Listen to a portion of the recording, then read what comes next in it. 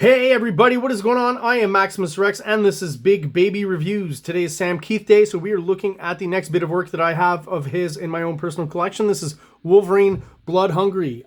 This is a collected edition of Marvel Comics Presents 85 to 92, originally published in 1991. This volume here, this collected edition, published in 1993. So, starting with the cover, we've got a lot of the usual Sam Kieth tropes. We've got the hunched over character. I would argue that a lot of the art that Sam Kieth was doing on Marvel Comics Presents around this time is kind of prototypical of what he was going to do on the Max. I think that, if you know the work, that's a fairly obvious thing to say, I believe. But, it's not some huge epiphany I've had, but that's definitely what I see. So, that hunched over kind of figure, the contour at this point really comes down to behind the tricep, but with the Max, I'll even exaggerate it all the way down to the elbow.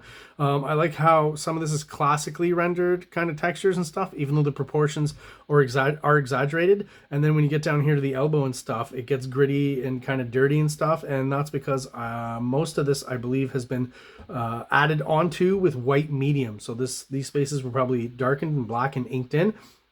And then you come back and it's kind of like paint, and you can add elements in white that you want to bring out. So definitely a lot of that being used there. Where, like I said, a lot of this stuff is cleaner, and then down here it gets kind of dark and gritty, which I think is interesting. Because Sam Kieth, one of the things that are interesting, or that is interesting about his work, is definitely the textures that he uses, right? And some of them are clean, some of them are very dirty, kind of like this texture here around the figure of Wolverine. And he's got his classic kind of phone cord damaged uniform rip kind of stuff. I don't know what you'd call that. More textures, looks great. Pay attention to like facial hair and hair on Wolverine, obviously, because that's a trope and you'll see a lot of it here. And yeah, just that Sam Kieth where he kind of twists the shape of the eyes and stuff, that'll be happening all the way throughout this as well. So Sam Kieth has kind of a classic illustration side and also a very cartoony kind of exaggerated dynamic side. So it's kind of a cool, interesting mix. I would even argue that, there's a bit of the underground art that's kind of seeped in there as well with some of the hatching and inking that he does. Without further ado, let's open her up and have a look inside. So this is a big book. We'll be going a little bit faster than usual. So credits as usual: Peter David, writer Sam Kieth, artist Steve Dutro, Clem Robbins, David Sharp, lettering Pat Garahi or Garahi. I'm not quite sure. I'm sorry, I'm butchering that name. Glynis Oliver, coloring. So we are in this volume introduced to Cyber right here. He's kind of a mysterious figure at first, but we will learn that eventually who he is and what he's all about. And basically he has a bone to pick with Wolverine. They have a mysterious past together, as most of Wolverine's villains do, right? It's one of those tropes again with Wolverine. We'll see a few in this volume of those Wolverine tropes. That's one of them, but eventually we'll get a good look at Cyber, just not now. So we've got that classic scene of Wolverine, again, this is a trope, him hunting, and specifically hunting naked.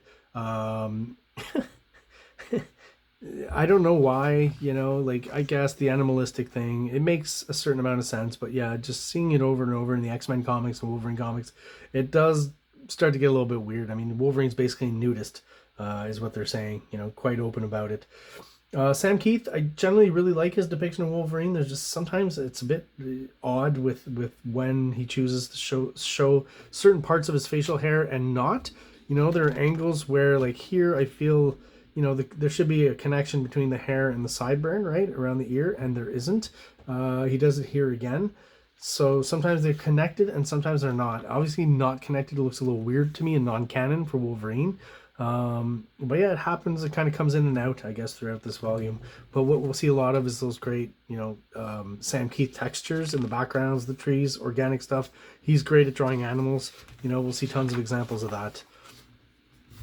So yeah, basically Wolverine's just here to share a bit of meat with the wolf. He's not there to hurt him, right? And I'm not quite sure which city he's here. It's Madripoor, yes, of course it is, yeah. Once you see the cast of characters later on, that'll make even more sense. So here we have Wolverine now cavorting with one of his lovers, Tiger. Sam Kieth, very adept at drawing pretty ladies, right?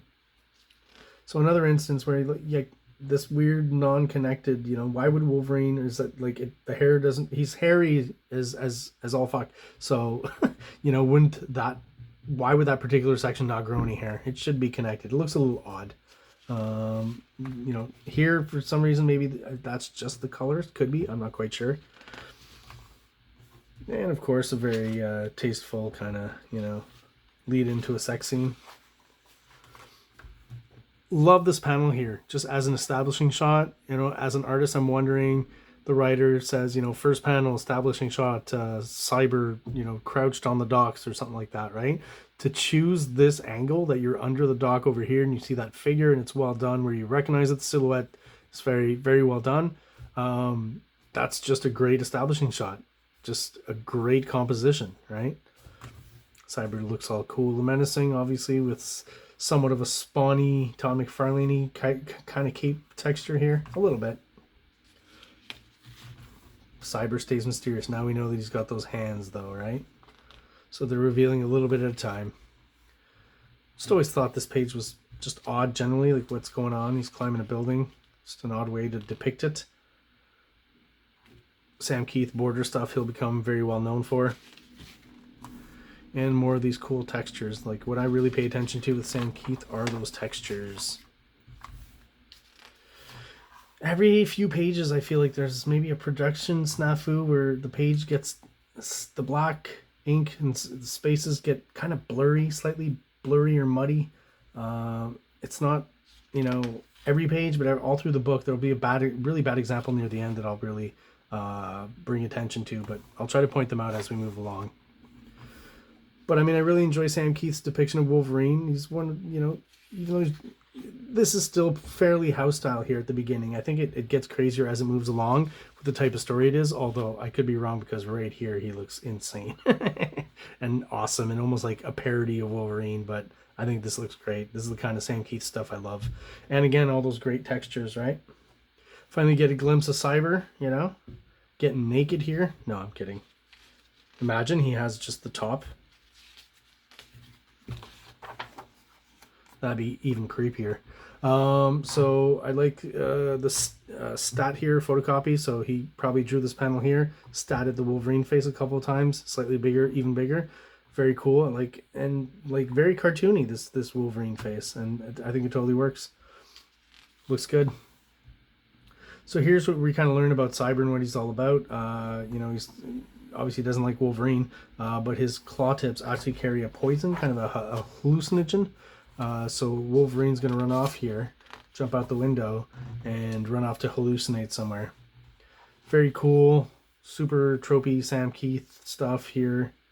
I think it's great. There's a bit of coloring error because, you know, here the arms is colored correctly as Wolverine's skin tone, down here as well, but all of a sudden here the arms are orange. Kind of works though. Like maybe with a psychedelic idea that he's starting to hallucinate. Some more decorative elements from Sam Kieth here. Maybe that helps work into, again, that psychedelic, you know, hallucination phase, which we don't see right away because there's a B story that Cyber obviously wants, has some sort of issue with Tiger. I believe in this, he's trying to take over her kind of mob assets or something like that, right? Some sort of hostile takeover. So here we are with Wolverine, you know, his guts have been ripped out. He's healing slowly, but he's been darted with a hallucinogen. So this whole story here is interesting where it's kind of surreal. And Wolverine's back in high school and he has a girlfriend and it's kind of a 50s kind of crybaby vibe. Did Sam Kieth base this girl here on that famous porn actress? I forget her name now. Tracy Lords. I believe it is. I just feel like these at least in these two images here, this really looks like her. Cool Wolverine shot here, even though we're within the hallucination, and just some funny looking shots of Logan, right? This one particularly. And yeah, here, right, if we look at the facial hair, now it connects, right? And I do, maybe not here, but I do prefer that here. This look here, right? Even here. So I prefer the way he does the hair. Cyber connection within the hallucination. I know that's a weird detail, but saying it out loud, it sounds ridiculous. Love this, you know, classic Sam Keith shot. All the pretty textures and dirty textures as well that he uses are kind of on display here. He's even thrown in a bit of pointillism. You know what that is? When you kind of like do dots. Oh my god, you know. He would do more in his earlier work, like on Aliens and stuff. But this would kind of be phased out eventually. But like all this hatching, once again the phone cord kind of ripping of the costumes and stuff.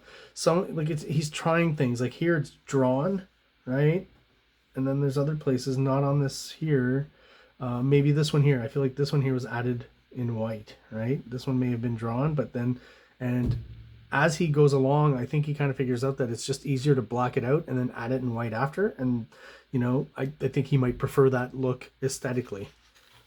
Love how he does the folds here. Like, you know, as cartoony as he can go, as much as he can exaggerate the proportions and stuff, the folds are still, you know, fairly academically correct in their depiction. His anatomy is sound, even though, like I said, he exaggerates it. You can recognize the different muscles, the bicep, the tricep. You know, it's still well built. I would venture to say he probably knows, you know, quite a bit about human anatomy, and even the way he draws the ladies would indicate that as well. Good example of it, right? So Wolverine all of a sudden, for some reason, shows up in a sausage mobile. That's just kind of funny. And then Cyber shows up with his Blood's sausage machine. So that's, you know, the metaphor should be fairly obvious there about penis size, right? And surprise, surprise, Cyber's got Wolverine's girlfriend in the Blood's sausage machine sitting there with him. So obviously Wolverine's very jealous. And, you know, Cyber drives off and Wolverine pulls out, peels off behind him. So here there's kind of a negotiation in the B story, right? Between Tiger, and Cyber. Cyber, Tiger. That's a lot of rhyming. So they're kind of coming to terms here, sending, you know, messages back and forth. Cyber gets pissed. He's not very happy. Here's another stat. I like this, right? Again, just like the Wolverine earlier. This was photocopied, blown up a bit, and then blown up again. And somehow distorted here, I feel. Maybe he added some stuff as well. That's possible. After the fact, right? After the photocopy, after the blow up. So again, this is the Wolverine with the connected sideburn. And then we just get a really wigged out kind of, you know, psychotic depiction of Wolverine, which is awesome. And once again, nude, just like when he was hunting. Great shot of Tiger here. I will say again, you know, how awesome Sam Keith is at the female figure. He's got kind of a Frazetta vibe to what he does. The folds on her dress, you know, the bed, this kind of weird decorative element that he'll do in the Max a lot that he just throws in there once in a while. Like, I think it's cool. He's a very distinctive artist, for sure. So, what's going on here? It's kind of a hallucinatory thing, right? And we're back in, pulled back in, and all this kind of crazy. Either, you know, this is done by photocopying, right? And moving as the photocopier is taking that photocopy. And that's how you get these kind of twisted effects here. So he actually, I guess, drew or took stats of other images of Wolverine and Cyber, did these two here, and then, you know, part of this, I guess, is drawn right up to here maybe. And then the rest is a photocopy of the same thing that he just stretched and then, I assume, cut out and pasted there. That's what I mean about Sam Keith being, oh, there goes a pencil. Very distinctive, and he's very experimental as well. And surprisingly, in this Marvel comic, is where he experiments to a pretty high degree. This panel's hilarious, right? Like very cartoony. Just, you know, the point is made through just lots of sound effects and a lot of speed lines, right? I always thought this was pretty cool because he's still hallucinating, right? So sliced ham. Cyber saying it's been surreal. Pretty on point there, Peter David. And I just love all this stuff, right? When you get, again, those classic, like, dirty yet worked on and amazing looking textures. He's really having fun here for sure. Still hallucinating a bit, and then realizes, oh, and I always thought this was a great panel here. Wolverine kind of asking for forgiveness, right? And again, great female figure here. Great textures, always. So Cyber now is talking to the other kind of, crime drug lord of what is it, Madripoor? Yeah. And then we get a couple of Frank Miller panels down here. This building with the this is I don't know if Sam Keith saw this somewhere, but he's going to use this in the Max a lot. It's one of his preferred kind of apartment designs. I get it. It looks cool. It's kind of, very kind of surrealist architecture and stuff. I'm all for it, but not particularly realistic, right? You don't see that every day. But cool. I'd love to have a window like that in my apartment. Looks like a cool looking apartment. So we get some more chatter between the two. She's explaining what's happened with Cyber, right? And some more cool upfront Sam Keith Wolverine shots. Kind of like this one where he's just got his mask on, right? Always thought this looked cool, except for the odd kind of positioning of his arm. I'm like, is he dancing? It looks like a Michael Jackson pose. Clever statting here, right? To not have to draw too much.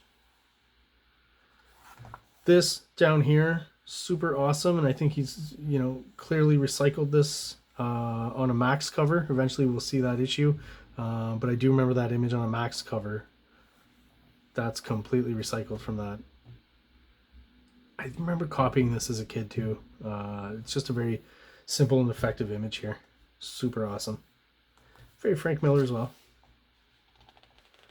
But Frank Miller, let's put it out there, is not the first to do this kind of style anyways, right? So,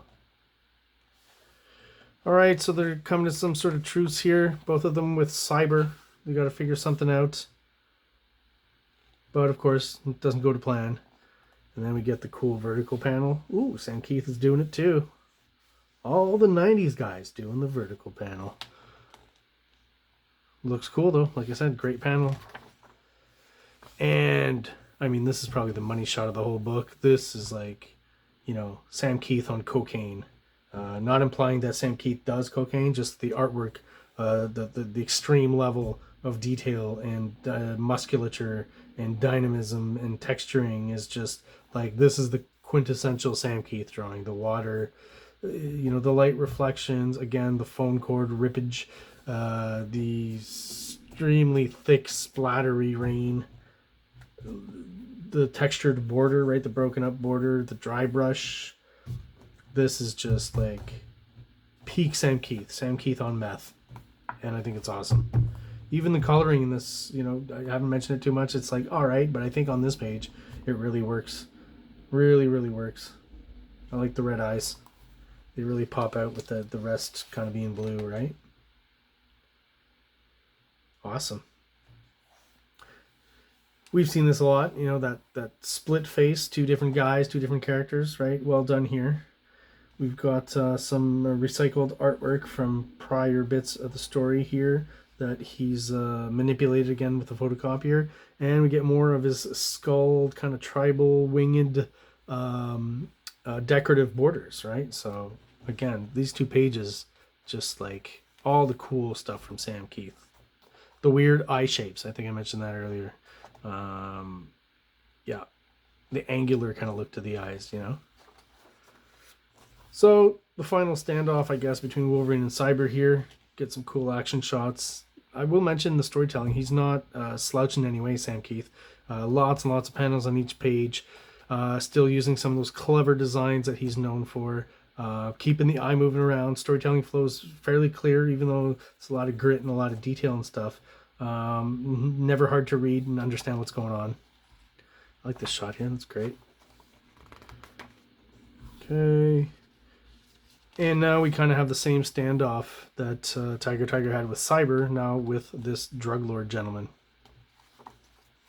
Kind of the same situation happening again. So here, if I'm not mistaken, what seems to happen is Cyber has cut him again, right? So some of that drug, that hallucinogen, has gotten to Wolverine's blood again. So he's being pushed here in the front of a truck, but he sees this kind of deal, which I think is so Sam Kieth as well. Love it. Once again, all those textures, those dirty textures, the good hatching, cross hatching over here, the weird shape to the eyes, the angular, kind of look, that bold kind of angular outline. Awesome. I love this little extra detail, the stretched arm. Again, Wolverine is tripping balls. So yeah, so here's the page. Again, production issues. Like, how can this page be this clear and crisp and this one be so muddy and dirty? So a few of these pages, like either they couldn't find the original files and they statted I don't know what they did. But this page, unfortunately, is just, I can't imagine Sam Kieth drew it this way, this muddy and this dark. Something happened in production on this page. Unfortunately, I don't have the original issue to be able to compare it. But starting here, which would have been the last chapter in issue 92 of Marvel Comics Presents, I actually have Marvel Comics Presents issue 92. So we're going to have a quick comparative look because it's only a few pages, right? First of all, travesty, like I said, in this collected edition that we don't have all the covers. Like, that's the cover to issue 92, and we're missing a whole bunch. But how awesome is that? Again, I was talking about those couple of splash pages that were like just apex kind of perfect Sam Kieth. This is another pretty good example of that. I mean, that's just amazing. I love it. I love all the textures. I love the overabundance of ripped costume. Like, how is it even possible that there's this much costume left on Wolverine as opposed to what's hanging off of him, right? Is that just all his shredded underwear back there? I'm not quite sure. But yeah, what a great looking cover. Love it. Once again, all those textures. Looks great. Looks great. So comparing it. So here's maybe we can start an argument. You can let me know in the comments what you think. I think there's an advantage to both and a disadvantage to both, right? Where, the old school kind of newsprint has a certain nostalgia factor for sure, right? And, the new school kind of glossy paper maybe doesn't appeal to those people. But if you, like, we have a direct comparison here. Here's what I would say. I find that the newsprint does, and you'll see throughout the next few pages because I'll compare them both, does always lead to a degradation of the art, right? Especially with Sam Kieth, you'll see in some sections where he does, again, lots of that cross-hatching. Detail will be lost on the newsprint, right? Something that doesn't happen here. As an artist who wants to see like the line I put down, I think, this is already much better, right, than what we're seeing on the newsprint version. The problem stems maybe from after that, the colors, right? And the overall mood of the page, I guess, is different just by default because here the black is not being sucked into the paper. And here it is on the newsprint. And that's why, when you look at newsprint comics, most of the time, at least the older ones, 80s and 90s, the black is sucked in. So it's not quite black, right? It's actually quite light on this issue anyways, right? It's not a pure black. Even this here is not pure black, but it's blacker than this, okay? So I think that lends to a certain mood that works, right? But to the detriment of the art, right? And the precision of the line. Here we have the precision of the line, but we lose all that mood, right? And the vibe that we're kind of getting. So again, advantages to one and disadvantages to the other. How do you want to measure that? I'm not quite sure. Ideally, I think we would get some of this, but maybe with a slight, lighter black all around, and maybe that would do the trick. If you have thoughts, if some of you are makers out there and you have thoughts on that, or you have ways that you do that, let me know in the comments as well. I'm interested in that because, eventually when I go near the end of the year, maybe early next year to print my first color comic, I'm very conscious of the look I want it to have, I remember the kayfabe guys talking about, a light, maybe, 10, 12, 15% yellow filter on top of the whole page sometimes can add somewhat of an effect similar to this without compromising the line quality, right? That you don't want to happen. So again, it's a compromise one way or another when using these types of things. So we got to find ways around that, right? Or these types of products, so either newsprint or glossy paper. Anyways, let's quickly kind of, I guess, compare those pages. This is not going to be easy. How am I going to do this? So there we go. So you can see again, kind of the boldness of the colors here does take away from the vibe. I got to say that I do kind of prefer the overall vibe and effect that this is doing, but again, I missed the crispness of the art here. So I'm trying to find good examples where if we compare, you'll see. Ah, there we go. Okay. So if we compare these two pages over here, what you'll notice is there's stuff that gets completely lost. Okay. Good example that pops out right here. Look at this Wolverine, right? So I'm pretty sure Sam Kieth, if he looked at these two, would much prefer to see this overall, even though the vibe of the colors here just is more fun and more interesting, right? But there's something to be said about the clarity of all this, you know? Some of the hatching, even on the chin here, gets lost over here, right? That's the kind of stuff I'm talking about. Here's the best example too on this page. The hatching down here, we still got some little flecks of, you know, white in there. Here, all that gets completely lost, right? So it gets a little bit muddier, and the line gets muddier. I do think most artists, you know, as much as possible, whatever the colors are, whatever line was put down, you know, when he was producing the artwork is the line you want to see when it's published, right? Another quick example is like, you know, these kind of bits of highlight here that are colored blue on Cyber's mask. Here, almost completely lost, very hard to see. Wondering if the camera picks it up. So yeah, there you go. I'm gonna now put this guy aside. We've kind of gone through the comparison thing and just kind of finish off the review. So centered. So this was interesting here. So Wolverine gets spat on here, and basically he cuts out his eye here. I don't know if this is like a Todd McFarlane Juggernaut situation, but Sam Kieth found about, you know, the least kind of graphic and disgusting way for that to happen. You don't really see it. You see his reaction. Here he spits out the eye, but it's not actually drawn. You know, this is a collected edition. Let's have a look over here. See if that's what they did. I feel like maybe that was an editorial decision. Nope, no eye. So the sound effect, the kind of, you know, Wolverine's mouth is kind of implying that he spat out his eye, but that's not in the artwork. Is that Sam Kieth taking it out and not actually throwing it in, or someone else doing that? I feel like the eye would be there.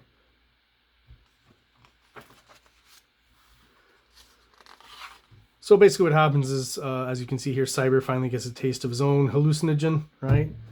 And is scared off by the wolf that's actually, if I'm not mistaken, dead at this point here. Yeah, because Wolverine talks about it. That's why I know. Yeah, brings it off to bury it. And then we get one last very cool shot of Wolverine. We get one last shot of all the awesome Sam Kieth detail. All his tropes, costume rippage, phone cord strands, arm hair, all the stuff we talked about. Unusual eye shapes. Here's where another shot here. His mask kind of mostly ripped off. He has no more sideburns. He's just got stubble. So I don't know why there's inconsistency at that level. If Sam Kieth is trolling us or he just forgets, you know, you'd think Wolverine's a pretty kind of locked in look. So I'm just, it bugs me to a certain extent. And I just want to know why he does it. If it's by, you know, inadvertently or just on purpose and he's trolling people. I tend to think maybe he's trolling people, you know, but I could be wrong. Anyone out there knows or knows Sam Kieth, let me know. So there you go. Wolverine Blood Hungry. Have you read it? Have you seen it? Did you enjoy it? Let me know in the comments. And as usual, if you're not subscribed yet, please do so. Please like the videos. It always helps out the channel if you do so. Hope you enjoyed this review. And everyone out there, please have an awesome day. Like! Subscribe! Like! Subscribe!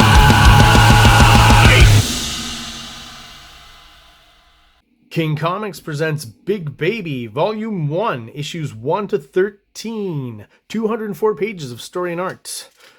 King Comics also presents Star Crasher one-shot, 32 pages, cosmic sci-fi surrealist adventure.